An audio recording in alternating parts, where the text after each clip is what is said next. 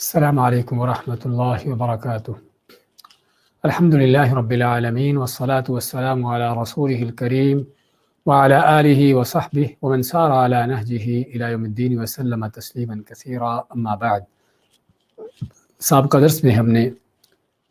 سورۃ بقرہ کی آیت نمبر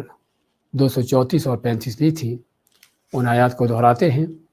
اعوذ باللہ من الشیطان الرجیم،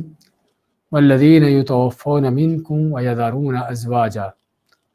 اور وہ لوگ جو تم میں سے فوت ہو جاتے ہیں اور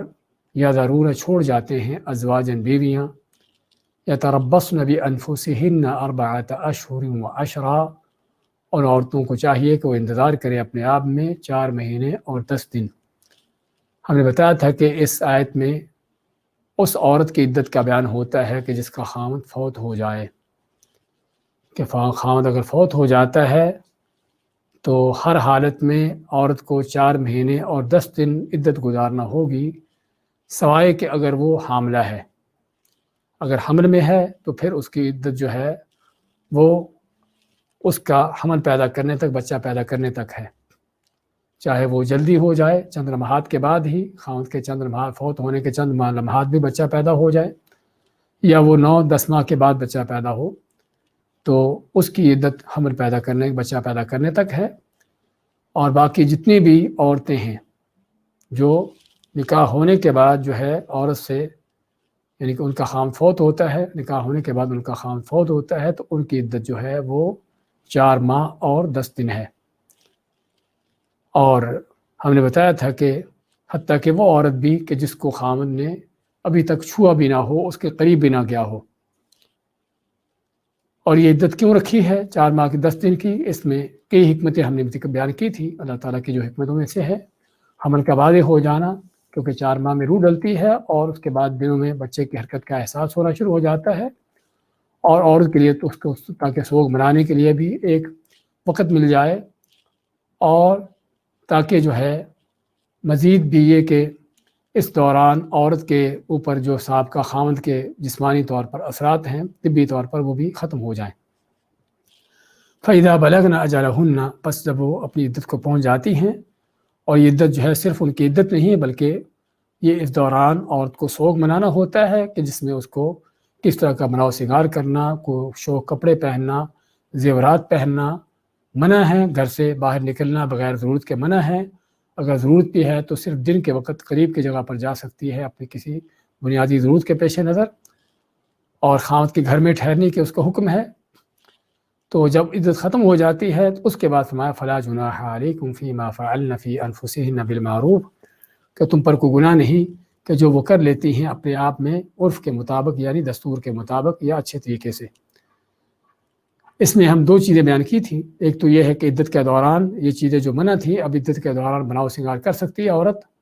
اگرچہ وہ شادی اس نے نہ بھی کی ہو۔ اور دوسرا یہ بھی کہ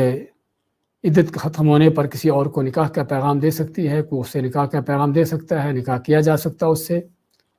اور اصل میں اس میں مخاطب کیا گیا ہے کن کو؟ اس عورت کے سرپرستوں کو، اس کے ولی کو، جس سے پتہ چلتا ہے کہ عورت کی اصل ذمہ دار اس کے سرپرست ہیں، اس کا ولی ہے، اور یہ وہ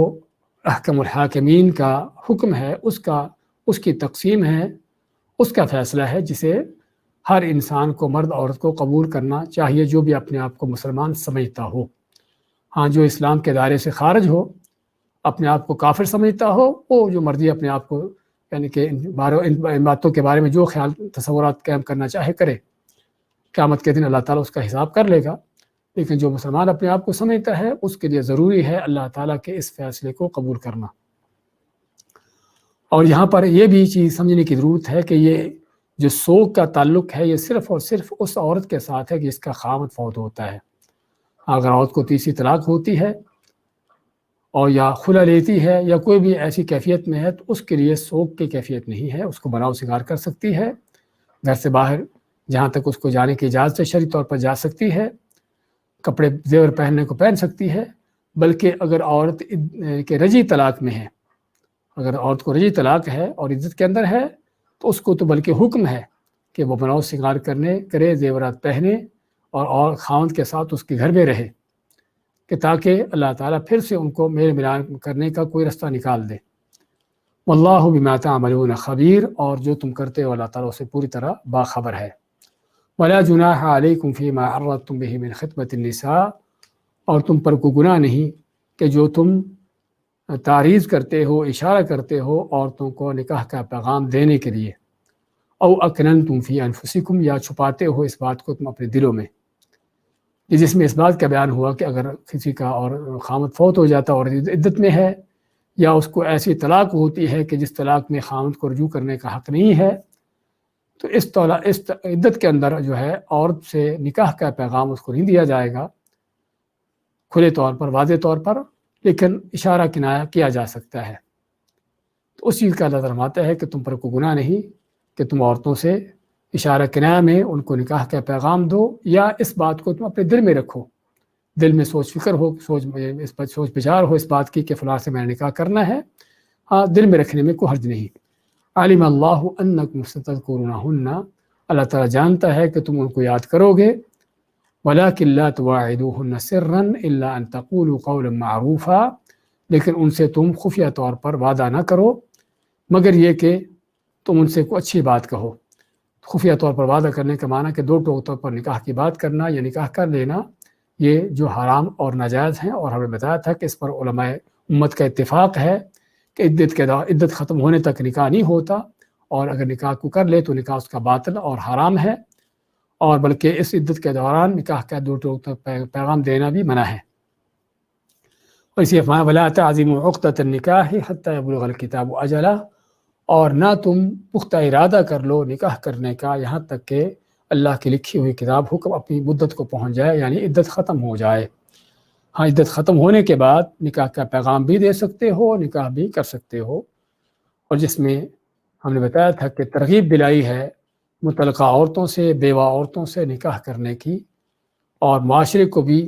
اس چیز کی طرف رغبت دلائی ہے کہ معاشرہ بھی اس چیز میں ایک دوسرے کا تعاون کرے، نہ کہ ہندوانہ کلچر ان کو لا کر اپنے اوپر نافذ کرتے ہوئے بیوہ عورتوں کو چھوڑے رکھنا، مطلقہ عورتوں کو چھوڑے رکھنا، کہ جو اسلام کے حکم کے اس کی تعلیمات کے خلاف ہے۔ وَاعْلَمُوا، اور جان لو، ان اللہ یعلم ما فی انفسکم، جانتا اللہ تعالیٰ جو تمہارے دلوں میں ہے، فاحذروہ، پس اس سے ڈرتے رہو، اس سے بچ کے رہو، اس کی پکڑ سے، اس کی گرفت سے، اس کی عقاب سے۔ وَاعْلَمُوا ان اللہ غفور حلیم، اور جان لو کہ بے شک اللہ تعالیٰ بڑا ہی بخشنے والا بردبار ہے، بندوں کے گناہوں کو معاف بھی کرتا ہے، ان کے جرائم، ان کے بغاوتیں، ان کی اس طرح کی چیزوں کو دیکھتا بھی ہے، جانتا بھی ہے، اور پھر بھی ان کی پکڑ نہیں کرتا۔ اس کے بعد کی آیتیں لیتے ہیں۔ لا جناح علیکم، نہیں گناہ تم پر، ان طلقتم النساء، ان اگر طلقتم النساء، تم طلاق دیتے ہو عورتوں کو، ما لم تمسوہن، ما لم، جب تک نہیں، تمسوہن، تم ان کو چھو لیتے، او تفرضوا لہن فریضہ، یا ان کے لیے مقرر کر دیتے، کوئی مقرر کرنا یعنی حق مہر ان کے لیے مقرر کر دیتے، ومتعوہن، اور ان کو متاع دو، فائدہ دو،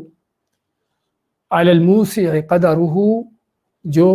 کشادگی رکھنے والا ہے وہ اپنی حیثیت کے مطابق، موسع کے بارے کشادگی رکھنے والا، قدرہ اپنی حیثیت سے مطابق، وعلی المقتر قدرہ، اور جو تنگ دست ہے، مقتر کے معنی تنگ دست ہے، قدرہ اپنی حیثیت طاقت کے مطابق، متاعا بالمعروف، یہ متاع، یہ سامان، یہ فائدہ دینا ہے، بالمعروف، معروف اچھے طریقے سے، دستور کے مطابق، حقاً، یہ حق ہے، واجب ہے، علی المحسنین، نیکوکاروں پر، نیک لوگوں پر۔ وَإِن طَلَّقْتُمُوهُنَّ، اور اگر تم ان کو طلاق دیتے ہو، من قبل ان تمسوهن، اس سے پہلے کہ تم ان کو چھو، وقد فرضتم لہن فریضہ، وقد، اور جب کہ یقیناً، فرضتم، تم مقرر کر چکے ہو، لہن، ان کے لیے، فریضۃً کو مقرر کرنا، یعنی ان کے لیے تم حق مہر مقرر کر چکے ہو، فنصف ما فرضتم، پس آدھا جو تم نے مقرر کیا ہے، الا ان یعفون، مگر یہ کہ وہ معاف کر دیں، یعنی عورتیں معاف کر دیں، او یعفو الذی بیدہ عقدۃ النکاح، عقدۃ النکاح، یا معاف کر دے وہ شخص جس کے ہاتھ میں نکاح کی گرہ ہے، وہ کون ہے اس کا ہم بیان کریں گے۔ وَأَن تَعْفُوا، اور یہ کہ تم معاف کر دو، اقرب للتقویٰ، زیادہ قریب ہے تقویٰ کے، وَلَا تَنْسَوْا الْفَضْلَ بَيْنَكُمْ، اور نہ تم بھولو آپس کے ایک دوسرے کے درمیان احسان نیکی کے کاموں کو، ان اللہ بما تعملون بصیر، بے شک اللہ تعالیٰ جو تم کرتے ہو اس کو خوب دیکھ رہا ہے۔ سورۃ البقرہ کی آیت نمبر 236 اور 237 کی تلاوت اور ترجمہ پیش کیا گیا ہے۔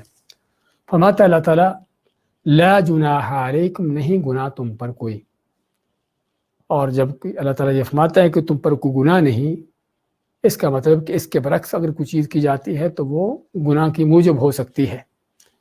فرماتا ہے کہ تم پر کوئی گناہ نہیں، ان طلقتم النساء، اگر تم طلاق دیتے ہو عورتوں کو، ما لم تمسوہن، جب تک تم نے ان کے چھوا نہیں، مس یمسک معنی چھونا، لیکن چھونے سے مراد کیا ہے؟ چھونے سے مراد جو ہے عورت کے ساتھ، بیوی کے ساتھ خلوت کرنا، چاہے وہ ہم بستری کی شکل میں ہو، جماع کی شکل میں ہو، یا جس کو علماء کہتے ہیں کہ الخلوہ الصحیحہ، کہ خامد بیوی کا ایسی جگہ پر الگ تھلگ ہو جانا کہ جہاں پر وہ ایک دوسرے کے ساتھ صحبت جماع کر سکتے ہوں، تو یہ خلوت بھی، یہ ان کا الگ ہونا بھی اسی خلوت میں آتا ہے، چاہے ان کی صحبت نہ بھی ہوئی ہو، کہ اگر خامد بیوی دونوں الگ تھلگ کسی جگہ پر اس انداز سے ہوتے ہیں اپنے کمرے میں کہ جس میں ان کو کوئی رکاوٹ نہ ہو آپس کے میل ملاپ سے صحبت میں، تو تب بھی یہ خلوت الصحیحہ سمجھا جاتا ہے، اور ایسا ہو جانے سے بھی جو ہے یہ حکم ثابت ہو جاتا ہے جس کا یہاں پر بیان ہو رہا ہے۔ تو مس یمس کا معنی یہ معنی ہے کہ وہ خلوت صحیحہ، وہ خامد بیوی کا خلوت کر جانا یا ایک دوسرے کے ساتھ میل ملاپ ہو جانا، تو اللہ فرماتا ہے کہ اگر تم خامد بیوی ایک دوسرے سے میل ملاپ سے اور خلوت صحیحہ سے پہلے ہی طلاق دے دیتے ہو، او تفریضوا لہن فریضہ، یا تم نے ان کے لیے کچھ مقرر جو کرنا تھا وہ مقرر نہ کیا ہو، تو بیوی کے لیے کیا مقرر کیا جاتا ہے؟ وہ حق مہر ہے۔ تو اس میں کیا ہے کہ اگر خاوند نے بیوی کے لیے ابھی حق مہر بھی مقرر نہیں کیا اور نکاح کیا لیکن اس سے خلوت صحیحہ یا میل ملاپ نہیں ہوا، اور پھر اس سے پہلے ہی طلاق دے دی، یعنی خلوت صحیحہ کے سے پہلے ہی اور میل ملاپ سے پہلے ہی طلاق دے دی، اور ابھی تک حق مہر بھی مقرر نہیں ہوا، تو طلاق دینے کو دے سکتے ہیں، اور ایسی طلاق میں عدت بھی نہیں ہوگی، لیکن اور حق مہر بھی نہیں ہوگا، حق مہر بھی نہیں ہوگا اور عدت بھی نہیں ہوگی، لیکن کیا ہوگا؟ ومتعوہن، لیکن ان کو متع دینا ہے۔ متع کے معنی اس کو کہتے ہیں متعۃ الطلاق، وہ متع نہیں کہ جو بعض بدکاروں اور زانیوں کا ہے، یہ وہ متع ہے جو متعۃ الطلاق ہے۔ متع کے معنی لفظی معنی ہوتا ہے فائدہ، کہ جو طلاق کی صورت میں عورت کو کوئی ہدیہ گفٹ کے طور پر کوئی چیز دی جاتی ہے، اور یہ اسلام کے عظیم خوبیوں میں سے، اس کے عظمتوں میں سے ہے کہ طلاق کا یہ وقت کہ جب عام طور پر نفرتوں کا، بغض کا، دوریوں کا، دشمنی و مخالفتوں کا وقت ہوتا ہے، اور دل ایک دوسرے سے جو ہے وہ دور ہوتے ہیں، کھٹے ہوئے ہوتے ہیں، اور کوئی ایک دوسرے کو دیکھنا بھی برداشت نہیں کرتا، ایک دوسرے کی بات بھی سننا گوارا نہیں ہوتی۔ اسلام اس سنگین کیفیت میں بھی ہمیں تعلیم کیا دیتا ہے کہ یہاں پر بھی بیوی کو اس حالت میں بھی رخصت کرتے ہوئے، گالی گلوچ کر کے، دھکے دیتے ہوئے، الزام تراشیاں، بہتان بازیاں کرتے ہوئے، تان و تشنیع کرتے ہوئے، مار پٹائی کرتے ہوئے نہیں، بلکہ کیا ہے، اس حالت میں بھی اس کو رخصت کرتے ہوئے بھی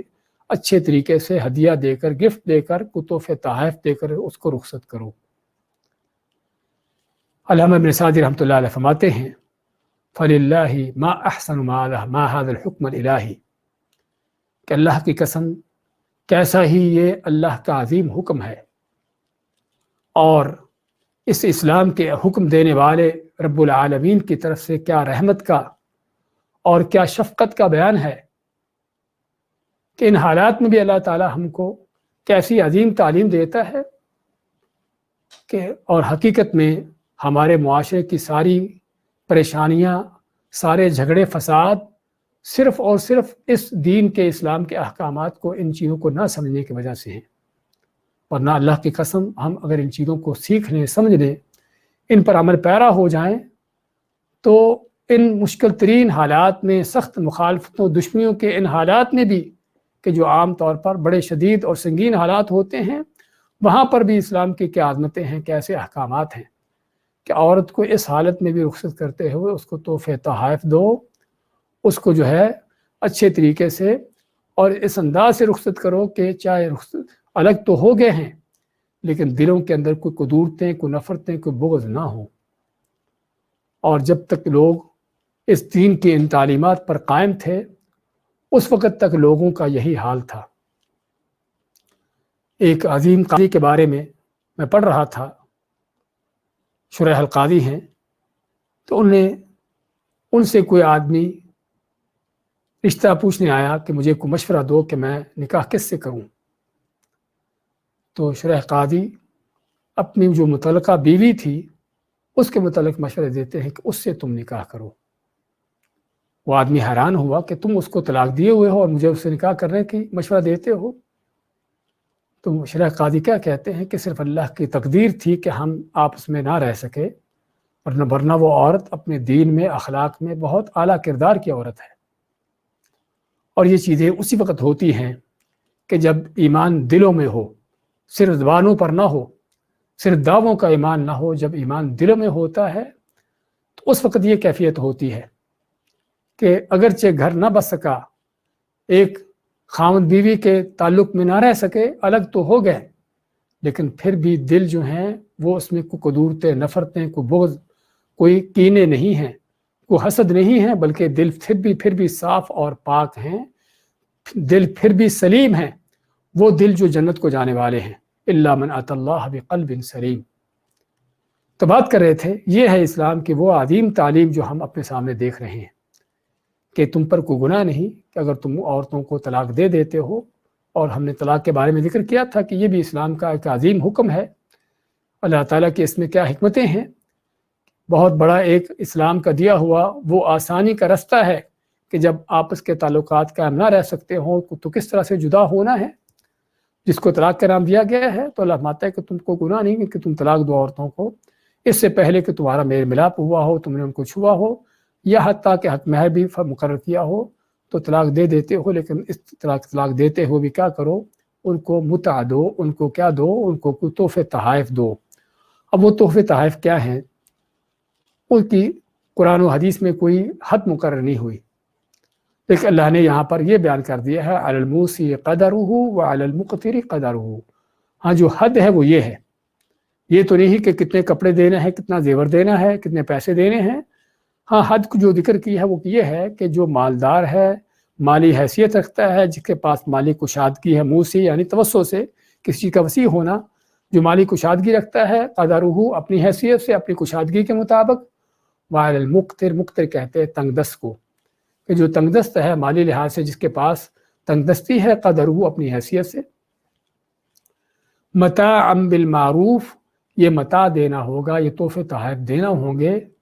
بالمعروف، دستور کے مطابق، جو اس ماحول معاشرے کا دستور ہو اس کے مطابق۔ کپڑے دیتے ہیں، زیور دیتے ہیں، پیسہ دیتے ہیں، کتنے کپڑے دیتے ہیں، مالی حیثیت بھی دیکھی جائے اور دستور کے مطابق بھی، اور وہ بھی اچھے طریقے سے، نہ کہ صرف اپنے اوپر تاوان چٹی سمجھتے ہوئے، بلکہ اللہ کا حکم اپناتے ہوئے کہ اللہ نے مجھے حکم دیا ہے اور میں اللہ کا بندہ ہوں، اللہ پر ایمان رکھتا ہوں اور اس حکم کو ماننا میرا فرض بنتا ہے۔ تو دل کی خوشی کے ساتھ اچھے طریقے سے اس کو جو ہے تحفے تحائف دے کر جو ہے گھر سے رخصت کیا جائے۔ اللہ فرماتا ہے حقا علی المحسنین، یہ حق ہے علی المحسنین۔ اعلیٰ کا لفظ جہاں پر جب اس طرح کی جگہوں پر آتا ہے تو اعلیٰ کا کیا معنی ہوتا ہے کہ یہ حق ہے محسنوں پر، یعنی محسنوں پر، محسنین پر واجب ہے، ان پر فرض ہے کہ وہ یہ کام کریں۔ اور محسن کون ہوتا ہے؟ احسان کا لفظی معنی علامہ ابن سعدی رحمۃ اللہ علیہ فرماتے ہیں کہ احسان کا لفظی معنی یہ ہے کہ جو کسی سے اس کی نیکی سے بڑھ کر نیکی کی جائے۔ کسی نے نیکی کی ہے لیکن اس سے بڑھ کر اس سے نیکی کی جائے، تو یہ ہے جو احسان کا معنی ہے۔ تو چنانچہ یہ اللہ تعالیٰ فرماتا ہے کہ حق ہے، واجب ہے نیک لوگوں پر، اور اس کا معنی کیا ہوا کہ جو یہ کام نہیں کرتا وہ محسنین میں سے نہیں ہے، کیونکہ قرآن جب کسی حقیقت کو بیان کرتا ہے تو اس کا معنی یہ ہوتا ہے کہ جو اس حقیقت کے برخلاف ہے وہ پھر وہ شخص بھی ایسا نہیں بلکہ ان لوگوں کے برخلاف ہے۔ تو محسنین پر تو حق ہے کہ وہ یہ کام کرتے ہیں، اللہ کی رضا کے لیے کرتے ہیں، اور اللہ کے اس حکم کو اللہ کی مرضی کے لیے رضا کے خاطر کرتے ہوئے، بیوی کو رخصت کرتے ہوئے بھی طلاق کی شکل میں اس کو کچھ نہ کچھ دے کر بھیجتے ہیں، اور جو دھکے دے کر نکالتا ہے وہ نہ کہ محسنین میں سے نہیں ہے بلکہ ظالمین میں سے ہے۔ پہلی کیفیت تو یہ ہے، اور انشاءاللہ ہم اس کا خلاصہ بیان کریں گے بعد میں۔ وَإِن طَلَّقْتُمُوهُنَّ، دوسری کیفیت کیا ہے؟ اور اگر تم طلاق دیتے ہو، من قبل ان تمسوهن، چھونے سے پہلے، خلوت سے پہلے، میل ملاپ سے پہلے، لیکن کیا ہے؟ وَقَدْ فَرَضْتُمْ لَهُنَّ فَرِيضَةً، لیکن تم حق مہر مقرر کر چکے ہو۔ پہلی کیفیت کیا تھی؟ نہ حق مہر مقرر ہوا ہے، نہ کوئی خلوت اور نہ کوئی صحبت ہوئی ہے۔ اب دوسری کیفیت کیا ہے کہ خلوت صحبت تو نہیں ہوئی لیکن حق مہر مقرر ہو گیا۔ وَقَدْ فَرَضْتُمْ لَهُنَّ فَرِيضَةً، اور یقیناً تم حق مہر فرض یعنی کہ مقرر کر چکے ہو۔ فَنِصْفُ مَا فَرَضْتُمْ، تو پھر آدھا جو تم نے مقرر کیا ہے، جو حق مہر مقرر کیا ہے اس میں سے آدھا حق مہر تم کو دینا ہوگا، یہ فرض ہے۔ اور اسی لیے اللہ تعالیٰ حق مہر کو فریضے کا نام دیا ہے کہ جو ہر قیمت دینا ہے۔ ہاں تم حق مہر تم کو دینا ہوگا آدھا، الا ان یعفون، مگر یہ کہ بیوی وہ آدھا حق مہر بھی چھوڑ دے، نہ لے، آدھا حق مہر بھی بیوی نہ لے، اپنی خوشی سے چھوڑ دے۔ یہ نہیں کہ کسی زبردستی اسے چھڑوایا جائے، تان و تشنی کر کے اس سے چھڑوایا جائے، بلکہ اپنی دل کی خوشی سے، بغیر کسی مجبوری کے، بغیر کسی دباؤ پریشر کے، خود اپنی مرضی سے اپنی خوشی سے چھوڑ دے۔ تو جس طرح کہ اللہ تعالیٰ سورۃ النساء میں اس بات کا ذکر کرتا ہے، تو یہاں پر بھی اگر وہ خود اپنی خوشی سے آدھا بھی نہیں لیتی، چھوڑ دیتی ہیں تو ٹھیک ہے۔ او یعفو الذی بیدہ عقدۃ النکاح، یا وہ معاف کر دے، یعفو معاف کر دے، الذی وہ شخص، بیدہ عقدۃ النکاح جس کے ہاتھ میں نکاح کی گرہ ہے۔ اب یہ کون شخص ہے جس کے ہاتھ میں نکاح کی گرہ ہے؟ بعض علماء نے تو نکاح کی گرہ سے مراد یہ لی ہے کہ جس کے ہاتھ میں طلاق کا اختیار ہے، اور طلاق کا اختیار کس کو ہے؟ وہ خامند کو ہے۔ تو اس کا معنی کہ خامند معاف کرے، اور خامند کا معاف کرنا کیا ہوگا؟ کہ خامند تو دینے والا ہے، وہ معاف کیسے کرے گا؟ اور خامند کا معاف کرنا یہ ہے کہ وہ بجائے آدھا دینے کے پورا ہی دے دے۔ 10,000 نکاح حق مہر طے ہوا تھا، اب اس حالت میں کہ جب میل ملاپ نہیں ہوا، حق مہر طے تھا، تو اس حالت میں آدھا حق مہر 5,000 دینا ہے، جو بیوی کا حق ہے لینا۔ تو بیوی اگر چھوڑنا چاہے تو وہ 5,000 بھی نہ لے، اور خامد کے معاف کرنا یہ ہے کہ وہ 5,000 دینے کے بجائے 10,000 جو طے تھا وہ مقرر پورا کا پورا جو دے چکا ہے نہ لے واپس، اور اگر نہیں دیا تو تب بھی پورا کا پورا ہی دے دے، کیونکہ بعض اوقات حق مہر معجل ہوتا ہے کہ جلدی دیا جاتا ہے، نکاح کے وقت ہی دے دیا جاتا ہے، اور بعض اوقات معجل ہوتا ہے جو بعد میں دیا جاتا ہے۔ تو جو بھی کیفیت کیوں نہ ہو، اگر دیا بھی جا چکا ہے تو اسے واپس نہ لے، اور اگر نہیں بھی دیا تو تب بھی پورا کا پورا 10,000 کا 10,000 دے دے۔ یہ ہے خامند کا اس کو معاف کرنا۔ تو ایک معنی علماء نے یہ کیا ہے، یا علماء کا ایک قول یہ ہے کہ بیدہ عقدۃ النکاح سے مراد وہ شخص ہے جو خامند ہے، کیونکہ اس کے ہاتھ میں طلاق ہے۔ اور دوسرے بعض علماء نے کہا ہے کہ بیدہ عقدۃ النکاح جس کے ہاتھ میں نکاح کی گرہ وہ عورت کا ولی ہے، اس کا سرپرست ہے، کیونکہ اس کی موافقت سے، اس کی موجودگی سے نکاح ہوتا ہے، اس کے بغیر نکاح نہیں ہوتا۔ تو وہ ہے کہ جس کے ہاتھ میں نکاح کی گرہ ہے۔ تو چنانچہ یہاں پر حقدار کون ہے مہر کی؟ بیوی ہے، عورت ہے، اور عورت کے بعد کون ہے؟ عورت کے ساتھ کون ہے؟ اس کا ولی، اس کا سرپرست ہے۔ تو اس کو بھی اختیار ہے کہ چاہے تو بیوی معاف کر دے، چاہے تو سرپرست جو ہے معاف کر دے۔ اور دونوں ہی معنی حقیقت میں آیت کے لفظ کے مطابق ہیں، اگرچہ بہت سے علماء کا کہنا یہاں پر خاوند کے حوالے سے ہے، لیکن جن علماء نے ولی کا معنی لیا ہے ان کا بھی یہ قول جو ہے وہ آیت کے عین مطابق ہے اور حقیقت کے بھی مطابق ہے۔ کہ عورت چاہے خود معاف کر دے یا عورت کا سرپرست معاف کر دے، عورت کی رضامندی سے، اس کی موافقت سے۔ وَأَن تَعْفُوا أَقْرَبُ لِلتَّقْوَىٰ، اور یہ کہ تم معاف کر دو یہی قریب ہے زیادہ تقویٰ کے۔ ان تعفو، اور یہاں پر جو خطاب کیا جا رہا ہے مردوں کو، اور اس لیے بعض علماء کہتے ہیں کہ یہاں پر مراد جو ہے ولی ہے، جس طرح کہ علامہ ابن سعدی رحمۃ اللہ نے اس کی ترجیح دی ہے کہ چونکہ مردوں کو خطاب ہے اور معاف کرنے والا وہ ہے کہ جس کا حق ہے، جو لینے والا ہے اس نے معاف کرنا ہے، تو اس لیے وہاں پر مراد ولی ہے، لیکن خاوند بھی جنہوں نے کہا ہے ان کا قول بھی بعید نہیں، وہ بھی قریب ہے۔ اور یہ کہ تم معاف کر دو یہی تقویٰ نیکی کے زیادہ قریب ہے۔ تقویٰ نیکی کے زیادہ قریب کیسے ہے؟ کہ اس معاف کرنے میں اللہ کی رضا بھی ہے، کیونکہ آدمی اللہ کی خاطر اپنا حق چھوڑ دے تو اس میں اللہ کی رضامندی ہے۔ اللہ تعالیٰ بندے کے درجات بلند کرتا ہے، اللہ تعالیٰ اس کو اس سے بہتر دیتا ہے، عزت و وقار بھی دیتا ہے، مال و دولت بھی دیتا ہے، اور اسی طرح دل کے اندر بھی دوریاں ختم ہوتی ہیں۔ وَأَن تَعْفُوا أَقْرَبُ لِلتَّقْوَىٰ، تو تقویٰ کا تعلق جو ہے دلوں کے ساتھ بھی ہے۔ جب انسان اللہ کی خاطر کوئی چیز چھوڑتا ہے تو اللہ تعالیٰ اس کو دلی طور پر بھی اطمینان و سکون عطا کرتا ہے، اس کا نعم البدل دنیا کے اندر بھی دیتا ہے، اور آخرت میں بھی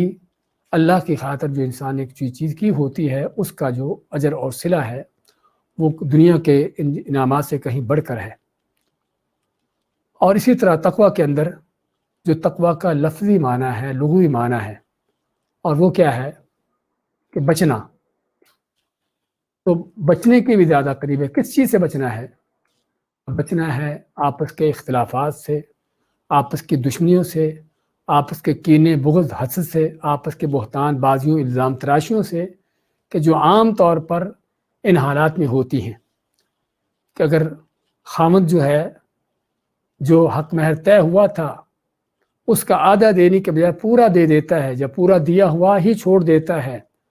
تو بیوی پر اس کا کیا عظیم ایک اثر ہوگا، کیا اس نیکی کا اس کے دل پر اثر ہوگا کہ اس نے ٹھیک ہے طلاق تو ہو گئی، ہم آپس میں رہ تو نہ سکے، لیکن پھر بھی جو ہے اس نے مجھ پر یعنی نیکی کرتے ہوئے اس کے دل میں میرے لیے خیر خواہی ہے، تبھی تو اس نے مجھے پورا حق مہر دے دیا۔ بیوی آدھا حق مہر نہیں لیتی جو اس کا حق بنتا ہے، خامد کے ساتھ نیکی کرتے ہوئے کہ چونکہ ہم رہ نہیں سکے، ہمارا میل ملاپ نہیں ہو سکا، تو تم اپنا پورا حق مہر اپنے پاس رکھو، مجھے اللہ تعالیٰ اس سے بہتر دینے والا ہے۔ نیکی کے احسان کے انداز سے اگر وہ چیز کرتی ہے تو اس نیکی کا خامد کے دل میں کیا اثر رہے گا۔ تو تقویٰ کا لفظی معنی بھی لغوی معنی بھی کہ یہ وہ چیز ہے کہ جو تم کو اختلافات سے اور آپس کے جھگڑوں سے، نفرتوں سے بچانے کے بھی زیادہ قریب ہے۔ یہ ہے اسلام کی وہ عظیم تعلیم جو ہم دیکھتے ہیں کہ ان حالات میں بھی ایک دوسرے سے درگزر معافی کرنے کا حکم دیا، کہ حق مہر کی حد تک بھی خامد بھی پورا کا پورا دے دے بجائے آدھا دینے کے، اس کی طرف سے معافی ہے، بیوی بھی آدھا لینے کے بجائے آدھا لینے کے بجائے وہ بھی چھوڑ دے، یہ اس کی طرف سے معافی ہے۔ اگر یہ چیزیں تم کرتے ہو تو اس سے تمہارے دل بھی صاف رہیں گے، قریب رہیں گے، نفرتیں بھی پیدا نہیں ہوں گی، خاندانی جو جھگڑے اختلافات اور بگاڑ پیدا ہوتے ہیں وہ بھی پیدا نہیں ہوں گے، اللہ بھی راضی ہوگا، اللہ کے ہاں درجات بھی بلند ہوں گے، اور نیکیاں بھی بڑھیں گی، اور کیا کیا دنیا آخرت کے اس میں جو فائدے اور بھلائیاں اور خیرات ہیں کہ جس کا انسان حقیقت میں شمار نہیں کر سکتا۔ تو یہ ہے وَأَن تَعْفُوا أَقْرَبُ لِلتَّقْوَىٰ وَلَا تَنْسَوُا الْفَضْلَ بَيْنَكُمْ، نہ کہ صرف بات حق مہر کی ہے کہ پورا خامد دے دے یا بیوی آدھا چھوڑ دے، بات صرف اس کی نہیں ہے۔ وَلَا تَنْسَوُا، اور نہ بھلاؤ، الفضل، احسانات کو، نیکی کے کاموں کو، ایک دوسرے کے ساتھ بھلائی اور خیرات ہمدردی کے معاملات کو، بینکم، آپس میں۔ یقینی طور پر انسان جہاں رشتے ناتے ہوتے ہیں، چاہے وہ رشتہ دار ہوں یا کوئی دوسرے لوگ ہوں، ہاں دوسرے لوگ بھی ہوتے ہیں، تبھی عام طور پر رشتے ناتے ہوتے ہیں جہاں پر کوئی جان پہچان ہوتی ہے، جن لوگوں کے ساتھ کوئی پہلے سے کسی حد تک کوئی معاملہ، کوئی لین دین، کوئی تعلق واسطہ رہتا ہے۔ और फिर उन्हीं ताल्लुक वास्तों की बुनियाद पर ही आगे रिश्ते नाते भी तय होते हैं। जब आदमी देखता है कि ये लोग अच्छे हैं,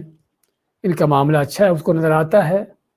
उनके ताल्लुकात, लेन देन, बातचीत, आपस के उनके जो भी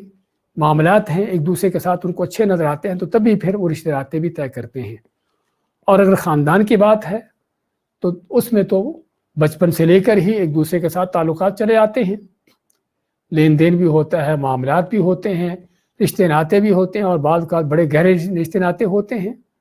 यानी बहन भाइयों का रिश्ता नाता होता है, भतीजे भतीजी और इस तरह के, यानी कि बहुत गहरे रिश्ते नाते होते हैं। तो कहने का मकसद कि ये एहसानात, ये ताल्लुकात, ये नेकियां, ये भलाइयाँ और ये अच्छे मामलात जो तुम्हारे आपस में पहले से रहे हैं, चाहे वो निकाह से पहले क्यों न थे, यानी निकाह हुआ उसके बाद तलाक हो गई, आपस में खामद बीवी नहीं रह सके, लेकिन उससे पहले भी कोई ना कोई आपस के ताल्लुकात रहे हैं जिसमें कोई खैर भलाई थी। चाहे जाए के निकाह होने के बाद खामद बीवी के आपस के जो ताल्लुकात होते हैं उसमें एक नहीं, 10 नहीं, बल्कि सैकड़ों तरह के खैर भलाई के मामलात रहते हैं, हमदर्दी के, मोहब्बत के और एक दूसरे के साथ खैर ख्वाही के जज्बात रहते हैं। खावंद का बीवी पर खर्च करना, बीवी का खावंद की खिदमत करना और तरह तरह के वो मामलात। हाँ, शैतान ने कभी किसी मरहले पर जाकर वो मामलात ख़राब कर भी दिए, तब भी इसका माना ये नहीं कि साबका सारी तारीख को मिटा दिया जाए, सारे किए किराए पर पानी फेर दिया जाए और हर चीज़ जो है उसको जो है बर्बाद कर दिया जाए। जिस तरह के शैतानियत लोगों के अंदर होती है और शैतान जो सिखाता है कि खावंद बीवी को कि तुमने तो कभी खैर का काम किया ही नहीं, और बीवी खावंद को कि तुमसे कभी खैर भलाई देखी ही नहीं। हाँ, ये जो शैतानी बातें, दावे होते हैं जो हकीकत के सरासर खिलाफ, हालांकि खैर की बहुत सी चीज़ें हैं जो देखी होती हैं, सुनी होती हैं, की होती हैं, लेकिन शैतान है ऐसे मौक़ों पर वो दिलों को इस अंदाज से दूर करता है कि हर खैर भलाई ख़त्म हो जाती है। और अरबी के किसी शायर का कहना है कि जब तक किसी से मोहब्बत होती है तो आदमी जब उसको मोहब्बत की निगाह से देखता है तो उसकी बुराइयां भी उसको अच्छाइयाँ नज़र आती हैं, और जब वो मोहब्बत नफ़रतों में बदल जाती है तो फिर क्या है कि फिर निगाहें ऐसी बदलती फिरती हैं, आंखें ऐसी फिरती हैं कि फिर उसकी अच्छाइयाँ भी सारी बुराइयां नज़र आती हैं। तो ये है असल शैतान का फ़लसफ़ा। जबकि रहमान का, उसकी तालीम क्या है? उसकी तालीम यह है व अन तअफ़ू अक़रबु लित्तक़वा वला तंसौल फ़ज़्ल बैनकुम। ये है रहमान की तालीम कि पहली बात तो यह है कि तक़वा नेकी के मामलात में यानी कि एक दूसरे के करीब रहो। उसका तरीका क्या है कि माफ़ करो, एक दूसरे को दरगुजर करो,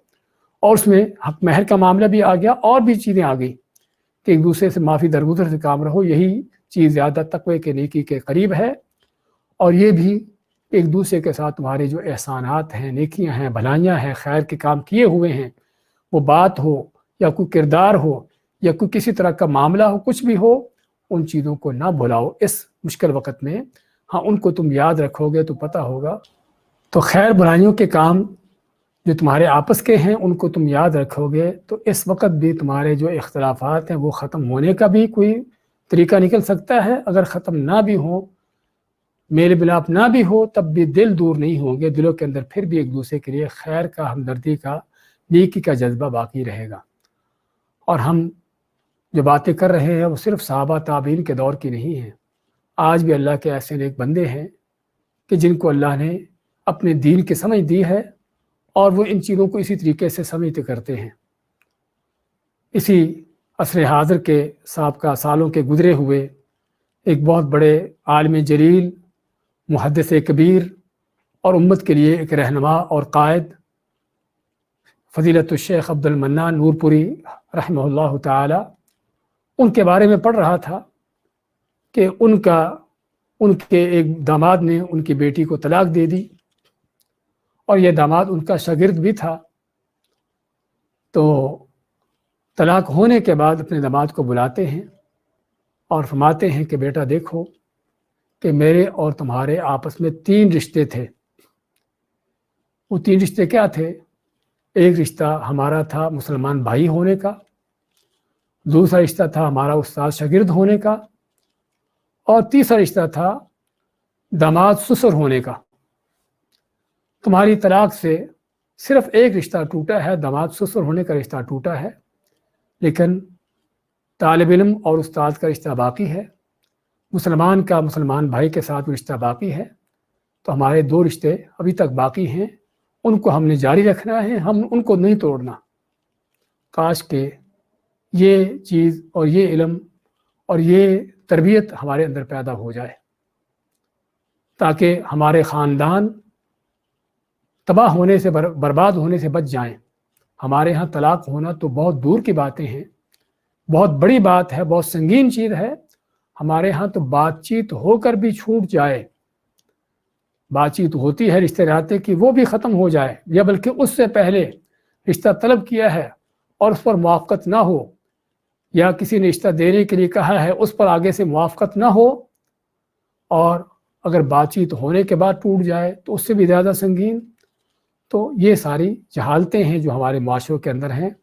اس کا اصل وجہ اللہ تعالیٰ کے اس دین پر، اس حکم پر، ان حکام کے، ان چیزوں کو نہ جاننے کی ہے، اور اگر جانتا بھی ہے تو ان کو نظر انداز کرنے کی ہے۔ ورنہ ممکن نہیں کہ قرآن کے ان تعلیمات کو آدمی پڑھتا ہو، دل میں ان کو سمجھتا جانتا ہو، ان پر عمل پیرا ہو، اور پھر اس طرح کی جہالتیں ہمارے معاشروں کے اندر پیدا ہوں کہ بس جیسے ہی رشتہ ناتا ٹوٹا، خاندان آپس میں لڑائی جھگڑے، قتل و قتال، اور یہ پھر دشمنیاں نسل در نسل تک چلتی ہیں۔ یہ نہیں کہ سالہ میں ختم ہو جاتی ہیں، بلکہ نسل در نسل چلتی ہیں۔ رشتے ناتا ٹوٹ گیا، موافقت نہیں ہوئی رشتے ناطے پر، ایسی دشمنیاں مخالفتیں کہ بہن بھائی آپس میں ہمیشہ کے لیے دشمن بن جاتے ہیں، اور کبھی بھی ان کا ایک دوسرے کو دیکھنا بھی گوارا نہیں ہوتا مرتے دم تک۔ یہ کہاں کا دین ہے، کہاں کی شریعت ہے، کہاں کا یہ کلچر ہے؟ تو ضرورت ہے ہم کو قرآن کی ان تعلیمات کو نہ کہ صرف پڑھنے کی، ان کو عملی زندگی میں لانے کی۔ تو اللہ فرماتا ہے وَأَن تَعْفُوا أَقْرَبُ لِلتَّقْوَىٰ، اور یہ کہ تم معاف کر دو، درگزر کر دو، حق مہر بھی چھوڑ دو، جو بیوی نے لیا ہے وہ بھی نہ لے، خاوند پورا دے دے، اور بھی معاملات میں درگزر معافی سے کام لو۔ اسی میں یعنی کہ زیادہ قریب ہے تقویٰ کے، نیکی کے، یہی اصل نیکی کا کام ہے، اور اسی میں تمہارے اختلافات جھگڑے بھی ختم ہوتے ہیں، ان سے بھی تم بچ سکتے ہو۔ اور یہ بھی وَلَا تَنْسَوُا الْفَضْلَ بَيْنَكُمْ، آپس کے ایک دوسرے کے جو احسانات ہیں، نیکیاں ہیں، بھلائیاں ہیں، خیر کے معاملات تمہارے آپس میں رہے ہیں۔ اگر خاندان ہے تو نسل در نسل تمہارے خاندانی تعلقات چلے آئے ہیں، تمہارے بڑوں سے لے کر ایک دوسرے کے ساتھ بڑی نیکیاں اور ہمدردیاں رہی ہوں گی، کم از کم ان کو یاد کر لو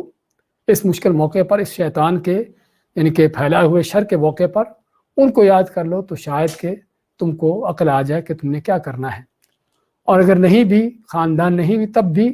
جس طرح ہم نے بتایا ہے کہ آپس میں رشتے ناطے تبھی طے ہوتے ہیں کہ جب کوئی تعلقات واسطے ہوتے ہیں، اور جب ایک انسان دوسرے کو اچھا دیکھتا ہے۔ تو جو اچھائیاں تم نے ایک دوسرے کو دیکھی ہیں اور بھلائیاں تم نے جو ایک دوسرے کے ساتھ کی ہیں، وہ ہمدردیاں جو تمہاری ایک دوسرے کے ساتھ رہی ہیں، ان کو اس موقع پر نہ بھولو۔ اور نہیں بھولو گے تو کیا ہے کہ شیطان دور ہو جائے گا، دل مل جائیں گے، اور اگر کوئی شرعی طور پر مل ملانے کا رستہ ہے وہ بھی تمہیں حاصل ہو جائے گا۔ اگر وہ نہیں بھی حاصل ہوا تب بھی کیا ہے، تب بھی شیطان دلوں میں نفرتیں پیدا کر کے تم کو آپس میں دشمن نہیں بنائے گا۔ اور یہ اصل اسلام کا مقصد ہے، لوگوں کو اکٹھے کرنا، ان کو ملانا، ان کے اندر قوت پیدا کرنا، دلوں کو قریب کرنا، نہ کہ دور کرنا۔ ان اللہ بما تعملون بصیر، بے شک اللہ تعالیٰ جو تم کرتے ہو اس سے پوری طرح اس کو دیکھ رہا ہے، جس میں بہت بڑی وارننگ، کس طرح کے موقعوں پر بھی تم کیا کرتے ہو، تمہاری کیا نیتیں ہیں، کیا تمہارے اعمال ہیں، کیا باتیں ہیں، ہر چیز اللہ سن رہا ہے، دیکھ رہا ہے، جانتا ہے۔ تو سوچ سمجھ کر باتیں کرو، سوچ سمجھ کر کسی پر بہتان لگاؤ، سوچ سمجھ کر کوئی الزام تراشی کرو، سوچ سمجھ کر تان و تشنیع کا، گالی گلوچ کا، اور یہ طریقہ اختیار کرو کہ کل تم کو ایک ایک چیز کا حساب دینا ہے۔ جو کائنات کا رب تم کو دیکھ رہا ہے، وہ ایسے نہیں دیکھ رہا، وہ اسی لیے دیکھ رہا ہے کہ کل تم سے اس نے پورا حساب کتاب لینا ہے اور تمہارے پورے حساب چکانا ہے، تو اس لیے تم کو دیکھ رہا ہے۔ تو اس رب کائنات کو، اس کا ڈر خوف اپنے دل میں رکھو، اس کو اپنی نظروں میں رکھو، تاکہ معاملات صحیح طریقے سے چلتے رہیں۔ ہم نے ذکر کیا تھا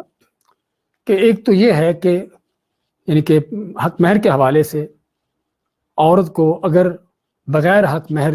مقرر کیے اور بغیر اس سے میل ملاپ کیے صرف نکاح ہوا، اس کے بعد طلاق ہو گئی، تو وہاں پر کوئی حق مہر نہیں ہے،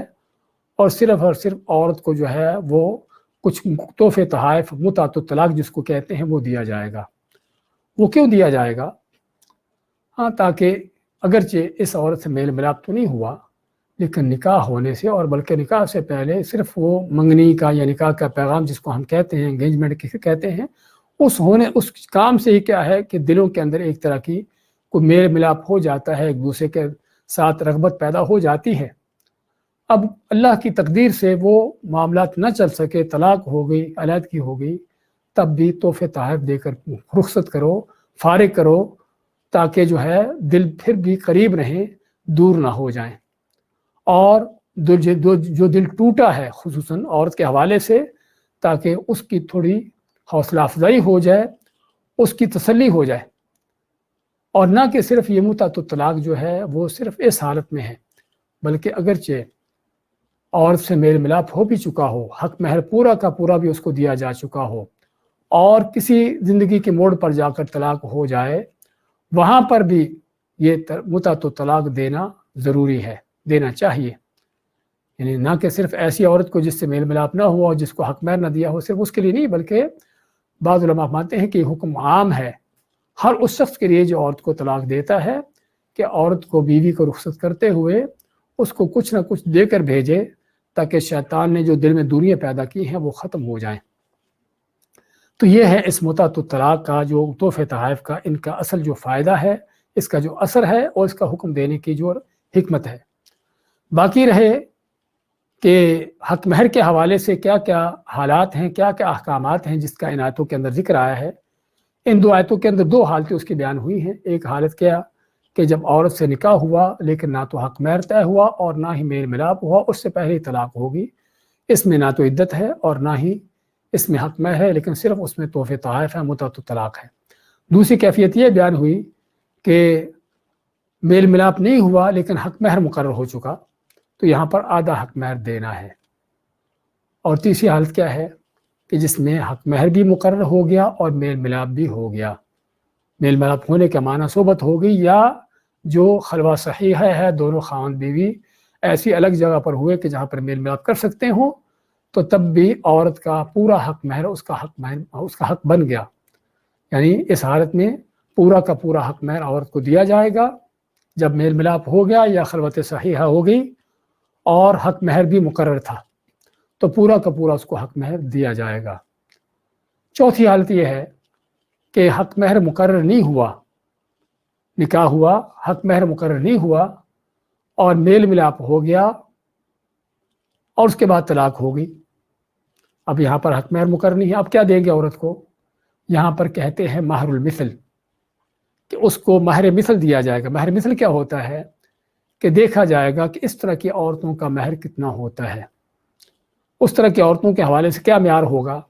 اس کی خاندان کی عورتیں، یعنی اس کی بہنیں فرض کرو، بہنیں نہیں تو اس کی کزنیں وغیرہ، اس کے رشتہ دار وغیرہ، جن کو عام طور پر دیکھا جائے کہ کیا عموماً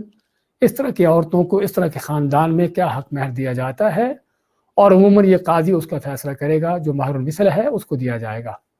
جب خلوت صحیحہ یا صحبت ہوگی اور حق مہر مقرر نہیں ہوا، اس کے بعد طلاق ہوئی۔ پانچویں حالت یہ ہے کہ عورت کا خاوند فوت ہو گیا، اور اس حالت میں اس کو ہر قیمت حق مہر ملے گا، چاہے وہ خاوند میل ملاپ سے پہلے فوت ہوا، میل ملاپ کے بعد فوت ہوا، حق مہر مقرر ہوا تھا، نہیں ہوا تھا۔ اگر عورت کا خاوند فوت ہو جاتا ہے اس سے، تو اس حالت میں ہر قیمت جو ہے وہ عورت حق مہر کی حقدار بن جاتی ہے، اس کو اس کا حق مہر ملنا چاہیے۔ تو یہ ہے حق مہر کے حوالے سے 5 حالتیں، پھر سے ہم دہراتے ہیں۔ پہلی حالت یہ ہے کہ اگر نکاح ہوا لیکن میل ملاپ اور حق مہر مقرر ہونے سے پہلے ہی طلاق ہو گئی، تو یہاں پر حق مہر نہیں ہوگا، یہاں پر صرف جو ہے اس کو متعۃ الطلاق یا تحفے تحائف دیے جائیں گے۔ دوسری حالت یہ ہے جو قرآن میں بیان ہوئی ہے کہ نکاح ہوا اور حق مہر مقرر ہو گیا لیکن میل ملاپ نہیں ہوا، تو یہاں پر آدھا حق مہر اس کو دیا جائے گا، سوائے کہ اگر بیوی چھوڑ دے، نہ لے، یا خاوند پورا دے دے، یا بیوی کا سرپرست آدھا نہ لے۔ تیسری حالت یہ ہے کہ جو عام حالت ہوتی ہے کہ نکاح ہوا، میل ملاپ ہو گیا، حق مہر مقرر ہو گیا، تو یہاں پر پورا کا پورا حق مہر اس کو دیا جائے گا جو مقرر ہوا ہے، چاہے وہ معجل ہو، جلدی دینے والا ہو یا دیر سے دینے والا ہو۔ چوتھی حالت یہ ہے کہ حق مہر مقرر نہیں ہوا لیکن نکاح ہو کے میل ملاپ ہو گیا، تو یہاں پر عورت کو مہر المثل دیا جائے گا، قاضی فیصلہ کرے گا کہ اس عورت کا حق مہر کتنا ہونا چاہیے۔ اور پانچویں حالت کہ عورت کا خاوند فوت ہو گیا، تو اس حالت میں عورت جو ہے کچھ بھی کیسی بھی کیفیت کیوں نہ ہو، میل ملاپ ہوا ہو نہ ہوا ہو، اس عورت کو اس کا پورا حق مہر دیا جائے گا۔ اگر حق مہر مقرر ہوا ہے تب بھی جتنا مقرر ہوا وہ دیا جائے گا، اگر مقرر نہیں ہوا تو اس کو مہر المثل دیا جائے گا۔ تو یہ ہے حق مہر کے حوالے سے جو ان آیتوں کے اندر احکامات ذکر ہوئے ہیں۔ تو ہم پھر سے دہراتے ہیں ان آیتوں کو۔ شیطان الرجیم، لا جناح علیکم، نہیں گناہ تم پر کوئی، ان طلقتم النساء، اگر تم طلاق دیتے عورتوں کو، ما لم تمسوہن، جب تک تم ان کو چھوتے نہیں، اور تفریضوا لہن فریضہ، یا ان کے لیے کوئی حق مہر مقرر نہیں کر لیتے، ومتعوہن، اور ان کو متع دو، ان کو فائدہ دو، یعنی کو تحفے تحائف دو، علی الموسع قدرہ، کہ جو کشادگی رکھنے والا ہے اپنی حیثیت کے مطابق، وعلی المقتر قدرہ، اور جو تنگ دست ہے اس پر فرض ہے کہ اپنی حیثیت کے مطابق، متاعا بالمعروف، یہ فائدہ دینا ہوگا، یہ تحفے تحائف دینا ہوں گے، بالمعروف، دستور کے مطابق، حقا علی المحسنین، یہ حق ہے نیک لوگوں پر۔ وَإِن طَلَّقْتُمُوهُنَّ، اور اگر تم ان کو طلاق دیتے ہو، من قبل ان تمسوہن، اس سے پہلے کہ تم ان کو چھوؤ، یعنی ان سے میل ملاپ رکھو، وقد فرضتم لہن فریضہ، اور یقیناً تم ان کے لیے حق مہر مقرر کر چکے ہو، فنصف ما فرضتم، تو آدھا حق مہر جو تم نے مقرر کیا ہے ان کو دو، الا ان یعفون، مگر یہ کہ اگر وہ معاف کر دے، نہ لے آدھا بھی، او یعفو الذی بیدہ عقدۃ النکاح، یا معاف کر دے وہ شخص جس کے ہاتھ میں عقدۃ النکاح، یعنی اس کا سرپرست ہے، وہ بھی نہ لے، وہ نہ لے، یا خامد نہ لے، خامد کو آدھا دینے کے جا پورا دے دے، وَأَن تَعْفُوا أَقْرَبُ لِلتَّقْوَىٰ، اور یہ کہ تم معاف کر دو یہی قریب ہے زیادہ تقویٰ کے، وَلَا تَنْسَوْا الْفَضْلَ بَيْنَكُمْ، اور آپس کے ایک دوسرے کے اچھائی، نیکی، احسانات کو، ان چیزوں کو نہ بھولو، ان اللہ بما تعملون بصیر، بے شک اللہ تعالیٰ جو تم کرتے ہو سو پوری طرح اس کو دیکھنے والا ہے۔ بارک اللہ فیکم۔